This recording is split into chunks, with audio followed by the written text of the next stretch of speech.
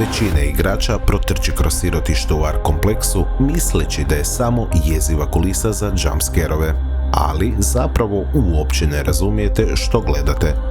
Djevojčica po imenu Emily nije samo usputni NPC kojeg trebate izvući iz mraka.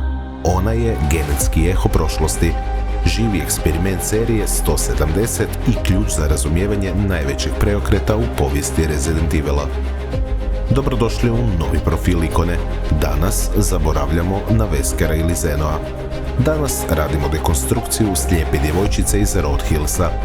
Razbijamo iluziju o njenom podrijetlu i otkrivamo istinu o najšokantnijoj mutaciji u cijeloj igri. Ako još niste, svakako se pretplatite na kanal i bacite like, a mi idemo odmah. Da bismo zapravo razumjeli tko je Emily, moramo shvatiti gdje se nalazi.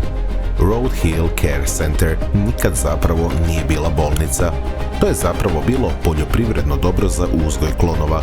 Viktor Gideon pokušavao je dovršiti zaboravljeni projekt Oswella E. Spencera, a to je bio prijenos memorije kroz mutiranu krv.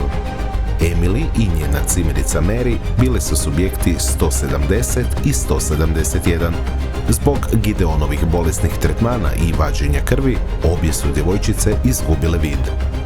Dok Grace Ashcroft misli da samo spašava slijepo dijete, ona zapravo vodi genetsku anomaliju kroz labirint u kojem ih lovi upravo Emilina mutirana deformirana blizanka Mary.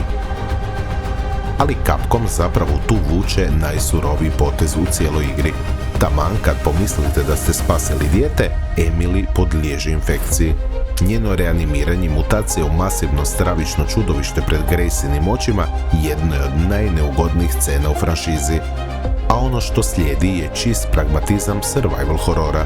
U prostoriju upada Leon Kennedy i bez strunke oklijevanja otvara vatru na čudovište koje je do malo prije bila djevojčica. Dok Grace u suzama moli da prestane, Leon s lomnim godinama iskustva iz Raccoon Citya zna da je puštanje takvog stvorenja na životu čisti pakao. To nije okršaj dobra i zla. To je brutalna lekcija novoj agentici da u svijetu bioterorizma i djeca postaje oružje. Taman kad pomislite da je njena smrt zapečačena, igra baca najveću bombu. Svi su mislili da je projekt Elpis virus za kontrolu uma, ali Spencerova prava izjava je da je Elpis bio ultimativni, savršeni antiviralni lijek. I tu Leon priznaje ono što mijenja sve.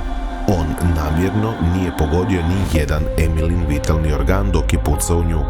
U trenutku koji apsolutno redefinira serijal, Grace koristi Elpis ne kao oružje, već kao lijek koji doslovno poništava stravičnu mutaciju čudovišta i vraća Emily u ljudski oblik. Nakon 30 godina horora, Capcom nam je napokon dopustio da izliječimo žrtvu umjesto da je ubijemo. Grace preživljava i usvaja Emily, baš kao što je i njena majka Alisa nju. Emily je preživjela pakao Road Hillsa jer je Grace Ashcroft odbila odustati od nje. Ali djevojka koju je spasila, agentica koja se suočila sa Zenovom mračnom tajnom i Gideonovim lažima, nosi vlastite traume koje sežu sve do Raccoon Citya. Ko je zapravo Grace Ashcroft i kako je obična FBI analitičarka nadmudrila najveće umove bioterorizma? Kliknite na video Grace koji upravo vidite na ekranu i idemo dekonstruirati novu heroinu franšize. Vi se svakako pretplatite na kanal, bacite like i pogledajte i ostali sadržaj na kanalu. A mi se gledamo vrlo brzo u novoj epizodi. Pozdrav ljudi, bok!